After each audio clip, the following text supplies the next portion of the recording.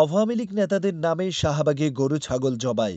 অন্তর্বর্তী সরকার কর্তৃক আওয়ামী লীগের সকল রাজনৈতিক কার্যক্রম নিষিদ্ধ ঘোষণার পর দেশ জুড়ে আনন্দ দেখা দিয়েছে। রাজধানী ঢাকা থেকে শুরু করে গ্রাম পর্যন্ত বিভিন্ন স্থানে মানুষ এই সিদ্ধান্তকে স্বাগত জানিয়েছে। সোমবার ১২ই মে শাহবাগে এক ব্যতিক্রম চিত্র দেখা যায়।